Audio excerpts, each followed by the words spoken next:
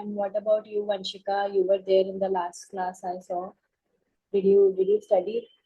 If you are not able to unmute yourself, you can type.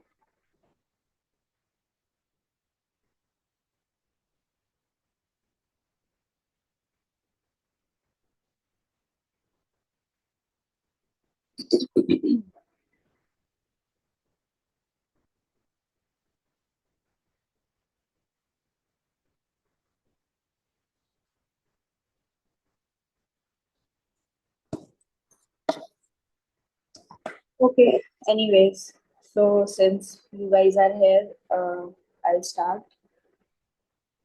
And like I said last week, we are going to cover sensation and perception. And मैंने दो classes arrange की हैं. 1 and 2 for sensation, 1 and 2 for perception. 5 बजे तक we will read about sensation and after that we'll do perception. तो जितना भी cover होता है, जितना भी cover होता है, teach and बाकी you have to do it on your own. Okay. So, what is sensation? Uh, Basically, sensation is anything that your senses register through the environment, or it's a way to process information from an environment. So, how do your brain process the information from environment? That is through your senses, from the process called sensation. ठीक है? जो भी stimulus तुम्हारे environment से तुम्हारी body register करती है and उसको प्रोसेस करती है, मेक सेंस बनाती है उस इंफॉर्मेशन का, उस पूरे प्रोसेस को सेंसेशन बोलते हैं. सो हमारे पास 5 टाइप्स ऑफ सेंसेस होते हैं. You will read in this chapter about more types of senses, but usually अभी तक हम यही पढ़ते हुए आए हैं that we have are touch, hearing and vision and taste, right. इस चैप्टर में kinesthesis senses and vestibular senses, इन 7 सेंसेस के बारे में बात की गई है. फिलहाल आज की क्लास में हम सिर्फ आई कवर कर पाएंगे बिकॉज 1 आवर की क्लास होगी सेंसेशन पे. So we are going to talk more about it. So basically, what is sensation? Sensation occurs when special receptors in sense organs, eyes का क्या होता है? Sight, ear का hearing, nose का smell and skin का olfactory. ठीक है? So when these sense organs हमारे and taste buds का gustatory. ठीक है? When these sense organs register the stimulus from the environment, the special receptors are activated, allowing various forms of outside stimulus to become neural signals in the brain. ठीक है? So बाहर का stimulus जब बाहर से जब स्टिमुलस आता है और हमारे इन सेंस ऑर्गन्स के अंदर का रिसेप्टर एक्टिव होता है, तो एक प्रोसेस होता है जिसको हम कहते हैं ट्रांसडक्शन. इस ट्रांसडक्शन के थ्रू जो भी न्यूरल सिग्नल्स होते हैं वो ब्रेन को इन्फॉर्मेशन देते हैं कि हाँ, ये चीज एनवायरनमेंट में हो रही है. ठीक है? So what is the process of transduction? It is basically when these neural signals when these stimulus, जो environment के stimulus है, when these stimulus are transformed into physical energy, into the nervous system activity, यानी physical energy में transform होते हैं और उसके बाद brain को जो information जाती है, इस पूरे process को हम transduction कहते हैं. Like for example, जैसे कि मैंने एक hot cup को छुआ, ओके, एंड मैंने अचानक से अपना हाथ उठाया, तो ये तो एक छोटा सा वो है, ठीक है, एक बिहेवियर है छोटा सा कि हॉट कप को छूते ही मैंने अपना हाथ हटाया. बट उसके पीछे का मैकेनिज्म क्या हो रहा है? जैसे ही मैंने एक हॉट कप को छुआ, तो ये स्टिमुलस है. Hot cup is a stimulus from the environment, right. And जैसे ही मेरी स्किन टच हुई, वैसे ही मेरे स्किन के अंदर जो रिसेप्टर्स थे वहां पे ट्रांसडक्शन का प्रोसेस स्टार्ट हुआ. दैट इज उस स्टिमुलस को रिकॉग्नाइज करने का प्रोसेस, ट्रांसडक्शन का प्रोसेस स्टार्ट हुआ.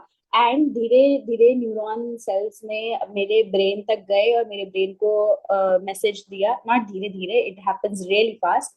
मेरे ब्रेन को मैसेज दिया कि okay, there is something hot and you need to protect your skin, so remove your hand. ठीक है? So this thing happens, like lot of new neurological things happens in our brain while there are stimulus from the environment. So this is the process of transduction, where there is the beginning of action potential. यहाँ मैंने लिखा है what is action potential, ये तुम biological basis of chapter में अच्छे से पढ़ोगे, हफ्सा मलिक का जो chapter है. लाइक हफ्सा मलिक ने एक्शन पोटेंशियल को अच्छे से एक्सप्लेन किया, तो उसकी वीडियो देखोगे तो you get to know what is action potential. तो हाँ, जहाँ पे transduction is basically where the action potential starts and it occurs at receptors. Receptors convert the physical energy into electrical voltage or potential. It is called receptor potential. ठीक है, तो जो भी stimulus से इंफॉर्मेशन आती है उसको फिजिकल एनर्जी में कन्वर्ट किया जाता है, और वो फिजिकल एनर्जी एक इलेक्ट्रिकल वोल्टेज में कन्वर्ट होती है. ये electrical voltage actually action potential है, उसमें कन्वर्ट होती है, एंड इसको बोला जाता है रिसेप्टर पोटेंशियल. ठीक है, so action potential and receptor potential के बीच का डिफरेंस ये है कि जो एक्शन पोटेंशियल है, जब भी थोड़ा सा भी स्टिमुलस होता है, like it works at all और नन प्रिंसिपल.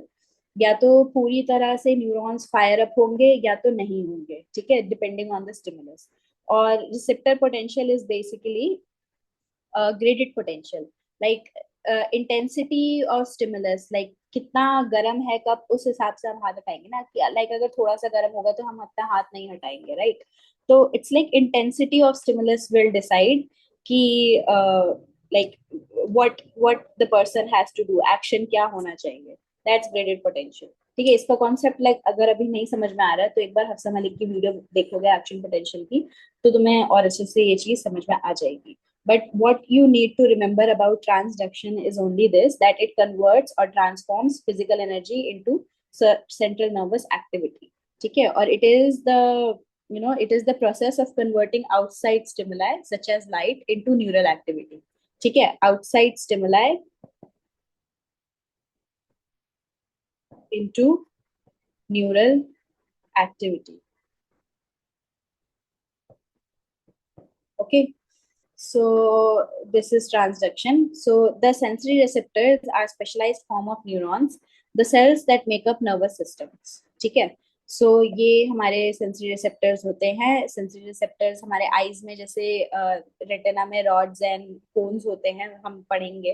ठीक है, ये कुछ कुछ हमारे जितने भी सेंस ऑर्गन्स हैं उनमें कुछ कुछ रिसेप्टर्स होते हैं जो मेनली जो भी स्टिमुलस आता है एनवायरनमेंट से उसको प्रोसेस करने में हेल्प करते हैं. और हर सेंस ऑर्गन में डिफरेंट टाइप का रिसेप्टर्स होता है जो तुम इस चैप्टर में पढ़ोगे. Okay, so instead of receiving neurotransmitters from other cells, these receptors are stimulated by different kind of energy. ठीक है, जैसे कि आईज में जो है उसकी एनर्जी क्या है, लाइट, राइट? हमारे आईज में विजन एक्टिवेट तब होगा जब बाहर से लाइट आएगी, राइट? तो अलग अलग काइंड ऑफ एनर्जी से अलग अलग रिसेप्टर्स एक्टिवेट होते हैं और अलग अलग सेंस ऑर्गन्स यूटिलाइज करते हैं उसको. ठीक है, now touch receptors are stimulated by pressure, right? जैसे ही प्रेशर पड़ेगा या कुछ टेम्परेचर में चेंज होगा तब our touch receptors will get active. ठीक है, taste receptors are triggered by chemical substances. ठीक है, our hearing receptors are triggered by vibrations in the environment. ठीक है, हम साउंड कैसे रिकग्नाइज करते हैं जब वाइब्रेशंस होती हैं. सो that different receptors have different kind of energy stimulations. Okay, so now each receptor type transduce the physical information into electrical information in different way. Now यहाँ पे जो electrical information है ना, इसका actually मतलब electricity से ही है. जो changes of exchange of ions होते हैं ना, जब electricity generate होती है, हमारी body में भी electrical charges होते हैं. ठीक है, सो इसके बारे में like I said action potential से ही रिलेटेड है ये पूरी चीज, जो तुम्हें समझ में आएगी जब तुम बायोसाइक का चैप्टर पढ़ोगे हफ्सा मलिक का. यूट्यूब कर लेना इस चीज को, शी इट्स देयर, लाइक काफी अच्छे से उन्होंने बता रखा है. सो इनको पढ़ लेना. Okay, now there is this thing called synesthesia which is literally mean joint sensation. तो कुछ लोग ऐसे होते हैं जो लाइक म्यूजिक को कलर्स या शेप में विजुअलाइज कर लेते हैं या परसीव कर लेते हैं. ठीक है, टेस्ट के साथ डिफरेंट कलर एसोसिएट कर सकते हैं, या फिर वर्ड्स के साथ डिफरेंट टेक्सचर एसोसिएट कर सकते हैं. ठीक है, तो इन लोगों को बोला जाता है सिनेस्थेसिया. ठीक है, इन इस कंडीशन को, नॉट लोगों को, इस कंडीशन को बोला जाता है सिनेस्थेसिया, कि जब हम एक रिसेप्टर का जो भी वो होता है, फंक्शन होता है, उसकी जगह हम अलग अलग रिसेप्टर से वो फंक्शन देख सकते हैं. जैसे कि हमारी आईज का फंक्शन है विजन. ठीक है, तो हमने विजन में प्रोसेस किया कि okay, alphabet looks like this, ठीक है, A alphabet looks like this, ठीक है, but at the same time we are associating इसके साथ, मान लो इसका कलर ब्लू नहीं एसोसिएट कर रही हूँ मैं, इसका कलर देख रही हूँ, even this is blue but I am seeing it as green, I feel that letter A is green and I feel that letter A is A could taste very sour, ठीक है, this is what I am perceiving about A, although this has no logical basis, right, but I am perceiving it like this.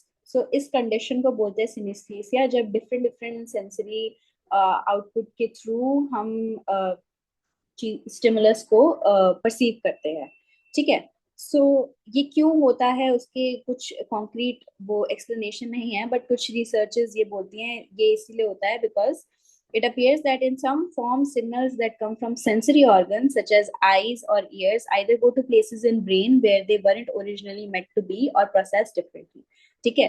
तो जैसे कि जो भी vision आता है वो विजुअल कॉर्टेक्स से, हमारे ब्रेन में एक विजुअल कॉर्टेक्स होता है, वहां से जाते हुए ऑसिपिटल लोब में जाता है, और वहां पे हमारा जो भी लाइट या जो भी विजन है वो प्रोसेस होता है, तो वो वो या ऑसिपिटल लोब बताता है हमें कि हम एक्चुअली में क्या परसीव कर रहे हैं, हम क्या देख रहे हैं, ओके।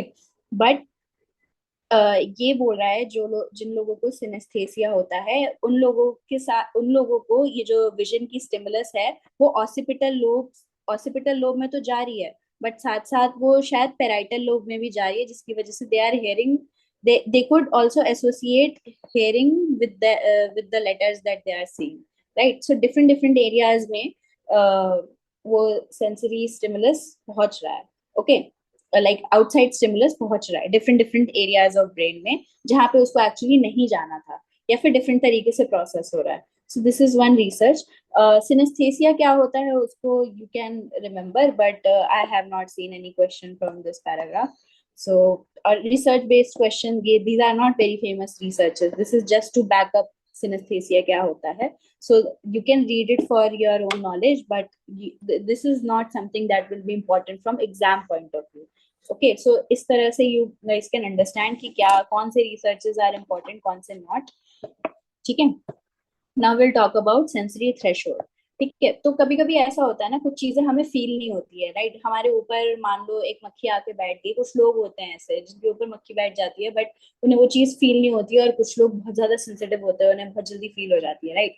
तो ये वेरिएशन क्यों एग्जिस्ट करता है, सो ये वेरिएशन एग्जिस्ट क्यों करता है, इसको डिफाइन करने के लिए अर्नस्ट वेबर ने अपनी एक थ्योरी दी थी जिसको बोलते हैं जस्ट नोटिसेबल डिफरेंस, ठीक है, और इन्होंने एक वेबर्स लॉ भी दिया था, ठीक है। इन्होंने बोला था कि कोई भी स्टिमुलस के बीच का डिफरेंस जब 50% ऑफ द टाइम डिटेक्टेबल होता है उसको बोलते हैं हम जस्ट नोटिसेबल डिफरेंस, ठीक है। यानी मान लो जिन लोगों के ऊपर मक्खी बैठी है और उन्हें वो चीज फील नहीं हो रही है, but at the same time कोई चूहा आके बैठ जाएगा तो वो उन्हें फील होगा, राइट, बिकॉज दोनों की स्टिमुलस की इंटेंसिटी में डिफरेंट है, राइट। मक्खी बैठी है तो वो शायद ज्यादा हरकत नहीं कर रही है, या उनकी स्किन उस स्टिमुलस को रजिस्टर नहीं कर पा रही है, ठीक है, बिकॉज उनके लिए वो like that stimulus is not that heavy और उसकी इंटेंसिटी इतनी ज्यादा नहीं है कि उनके स्किन के रिसेप्टर्स उस चीज को रजिस्टर करें, बट जब चूहा उनके ऊपर चढ़ता है तो उसका स्टिमुलस का इंटेंसिटी ज्यादा होता है तो वो स्किन रजिस्टर करता है। सो इन दोनों स्टिमुलस के बीच का जो डिफरेंस है ना, दैट इज कॉल्ड JND। इस पे बहुत क्वेश्चंस आते हैं, इस वाले सेगमेंट को अच्छे से पढ़ना, अलग अलग यूट्यूब वीडियोस देख के समझो, चैट जीपीटी से समझो, जैसे भी समझो, but understand this very nicely because this is important concept. तो जो दो स्टिमुलस के बीच का जो डिफरेंस है उसको बोलते हैं just noticeable difference which is detectable 50% of the time, ठीक है। एंड वेबर्स लॉ में उन्होंने बताया that what ever the difference between stimulus might be it is always constant, यानी लाइक अगर हल्का गर्म पानी होगा तो हमें फर्क नहीं पड़ेगा, बट बहुत ज्यादा गर्म पानी खौला हुआ पानी होगा तो हमें फर्क पड़ेगा, ठीक है। तो इन दोनों के टेम्परेचर के बीच का जो डिफरेंस होगा which that will always be constant, ठीक है। We can always be able to understand कि हाँ हल्का गर्म कौन सा है या ज्यादा गर्म कौन सा है, इन दोनों के बीच का जो डिफरेंस है वो हमेशा कांस्टेंट होगा, राइट। जैसे कि कुछ खाने में अगर हम 2 चम्मच नमक डालेंगे तो हमें खाना अच्छा लगेगा, ठीक है, बट 2 से तीसरा चम्मच जैसे ही जाएगा तो उस खाने का टेस्ट गड़बड़ हो जाएगा, ठीक है। तो दिस इज ऑलवेज कांस्टेंट कि इतना ही नमक डलता है खाने में तभी खाने का टेस्ट बैलेंस्ड होता है, उससे ज्यादा नमक लाइक एक चम्मच ज्यादा भी हो जाए तो खाने का बैलेंस डिस्टर्ब हो जाता है, ठीक है। This that what's constant means कि जस्ट नोटिसेबल डिफरेंस के बीच का जो डिफरेंस है ना एक्चुअली में, that is constant. Okay, I hope you understand this concept. Then there is Gustav Fechner. Gustav Fechner ने दिया था एब्सोल्यूट थ्रेशोल्ड की बात की थी, ठीक है, which is very much similar to this, क्योंकि इसी की स्टडी से फॉलो अप करके गुस्ताव फ्रेशनर ने अपनी स्टडी दी थी। तो एब्सोल्यूट थ्रेशोल्ड में ही talked about an absolute threshold is the lowest level of stimulation that a person can consciously detect 50% of time the stimulation when the stimulation is present, ठीक है। अब जस्ट नोटिसेबल डिफरेंस का मतलब है कि दो स्टिमुलस के बीच का जो डिफरेंस है वो निकालता है, ठीक है, JND। एंड एब्सोल्यूट थ्रेशोल्ड है कि कितना स्टिमुलस है जिससे हम उसको नोटिस कर पा रहे हैं, ठीक है। सपोज अगर एक 2 ग्राम का कॉटन तुम्हारे हाथ पे रखा होगा तो तुम्हें नहीं पता चलेगा उसका वेट, बट 50 ग्राम का कॉटन रखा होगा तो तुम्हें उसका वेट पता चलेगा। तो दैट्स एब्सोल्यूट थ्रेशोल्ड कि वो कौन सा पॉइंट है जहां से तुम स्टिमुलस को डिटेक्ट कर पा रहे हो, ठीक है। इस केस में क्या है कि दोनों stimulus you are able to detect, ठीक है। इस केस में you are able to detect दोनों स्टिमुलस, ठीक है, बट उन दोनों के बीच का जो डिफरेंस है वो क्या है।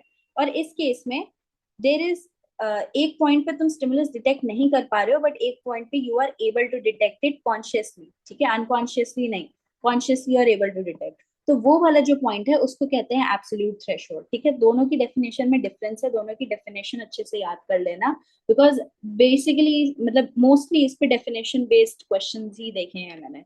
Okay, so this is about absolute threshold.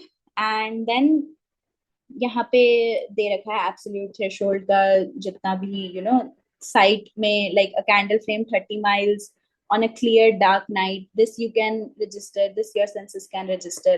ऐसे ही हर एक उसका दे रखा है कि कितना stimulus your senses can register as human being। okay, you guys can read this up now। Stimulus below the level of conscious awareness are called subliminal stimuli, ठीक है। तो आई होप लाइक तुम लोगों ने इस वर्ड को पहले भी सुना होगा, सबलिमिनल मैसेज, ठीक है। तो कुछ ऐसे वो आते हैं ना यूट्यूब पे कि subliminal music which will help you sleep, which will help you relax, ये सब।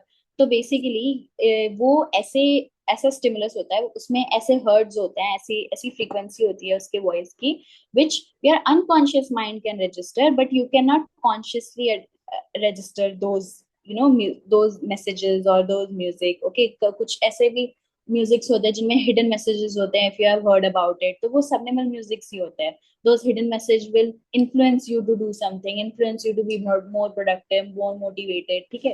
इस पे आजकल काफी स्टडीज हो रही हैं, this is very much growing field.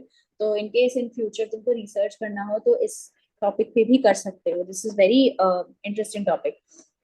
So subliminal stimulus is stimulus which we register below the conscious level।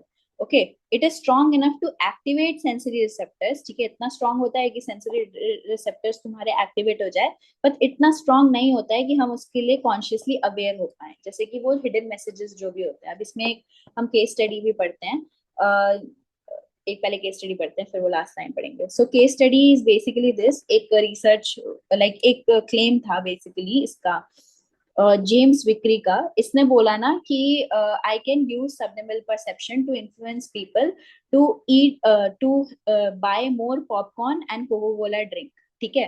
तो इसने क्या किया, इसने मूवी दिखाते वक्त लोगों को हर 3 सेकेंड में नहीं, हर 5 सेकेंड में 3 मिली सेकेंड्स के लिए ये मैसेज दिखाया, ईट पॉपकॉर्न एंड ड्रिंक कोला, ठीक है। तो वो इतना फास्ट था कि लोगों ने उसको एक्चुअली में देखा भी बट देखा नहीं। Okay, consciously they were not aware that they saw it, but their sensory receptors, their vision receptors, rods and bones, they could वो क्या कहते हैं, they could register it। okay, so this is what he did, ठीक है। ये experiment उसने किया और उसके बाद उसने देखा कि 57% ऑफ पॉपकॉर्न का जो सेल्स था वो राइज हो गया, एंड कोको कोला का 18.1% सेल्स राइज हो गया, ठीक है। तो ये चीज उसने नोटिस की, तो उसने कहा कि ये जो सबनिमल परसेप्शन है which is stimuli act on unconscious mind influencing behaviour, है ना, यहाँ पे यही हुआ, उसने एक स्टिमुलस दिया विच वाज सबनिमल, ये सबनिमल स्टिमुलाई, ठीक है, और उसकी वजह से उनका बिहेवियर इन्फ्लुएंस किया उसने, which is buying more popcorn and Coca Cola, ठीक है, तो ये सबनिमल परसेप्शन होता है, this is what he did, but few times like few years later he admitted that ऐसा उसने actually कोई स्टडी नहीं की थी, कुछ एथिकल स्टडी नहीं की थी, इसने ऐसे ही बोल दिया, तो इट वाज डिबंक की नहीं, एडवर्टीजमेंट के through we can not influence people's behaviour, but subscription पे काफी स्टडीज हो रही हैं आजकल to prove that this is something that exist. This is not to say that subliminal perception does not exist. Okay? There is a growing body of evidence that we process some stimuli without conscious awareness, especially stimuli that are fearful or threatening. Okay? Stimuli is typically influencing automatic reactions such as facial tension rather than direct voluntary behaviors. ठीक है, कभी कभी ऐसा भी होता है ना कि like you see someone saying that this thing is very good, you should try this, है ना, ये तुम ये केक खा के देखो, this is very good, you should try this, but their facial expression is like very dull and bad, so that's also influencing your perception, right? तो यहाँ पे भी वही चीज बोली गई है that stimuli typically influence automatic reaction such as increase in facial tension rather than direct voluntary behavior, ठीक है. तो बेसिकली वो कह रहा है कि कुछ कुछ स्टिमुलस तुम्हारे फेशियल रिएक्शंस चेंज कर देंगे, ठीक है, बट एक्चुअली तुम्हारा जो बिहेवियर है ना वो चेंज नहीं करेंगे, सबनिमल परसेप्शन के थ्रू तुम्हारा involuntary behaviour they can change, automatic reactions they can change, ठीक है, बट पूरा voluntary behaviour they can not change, ठीक है, तुम्हारा हार्ट रेट इंक्रीज होना, ब्रीदिंग रेट इंक्रीज होना, ये सब चेंज हो सकता है, बट जो चीज तुम कॉन्शियसली सोच के करते हो वो influence karna, that's bit difficult. So this is what this is. Then there is this signal detection theory.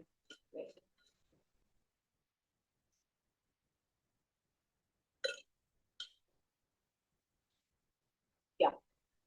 So signal detection theory basically says it's used to compare our judgment or the decision we make under certain conditions. The ability to detect any physical stimulus is based on how strong it is and how mentally and physically prepared the individual is.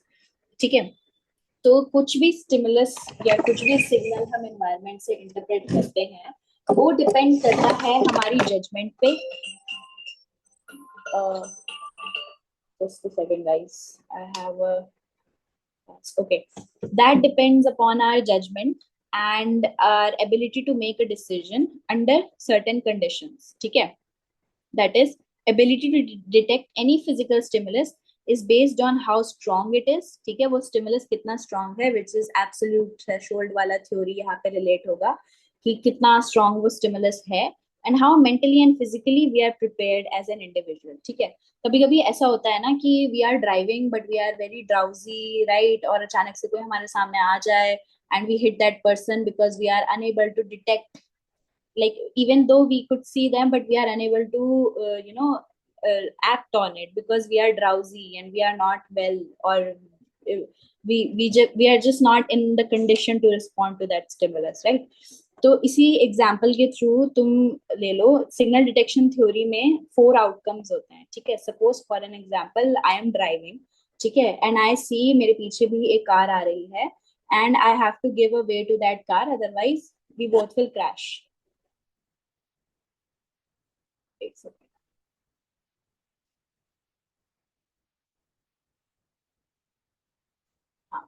So I have to give way to that car, otherwise we both will crash. ठीक है, तो यहाँ पे 4 outcomes होंगे, either I can correctly identify the car and stop, ठीक है, या तो मैं देख लूं कि ओके ठीक है कार कितनी स्पीड से आ रही है, चलो ऐसे मत लो, इस एग्जाम्पल को ऐसे लो कि तुम यहाँ ये रोड पे चल रहे हो, ठीक है, this is your car and तुम्हारे आगे यहाँ पे भी एक और कार चल रही है, ठीक है, बट इसकी स्पीड जो है इसने धीरे धीरे स्लो करनी शुरू कर दी है, ठीक है, या तुम्हारे बीच का डिस्टेंस जो है वो काफी कम है अभी, ठीक है, 50 मीटर्स है, यूजुअली 70 मीटर्स होना चाहिए हाईवे पे, but it's just 50 meters, okay.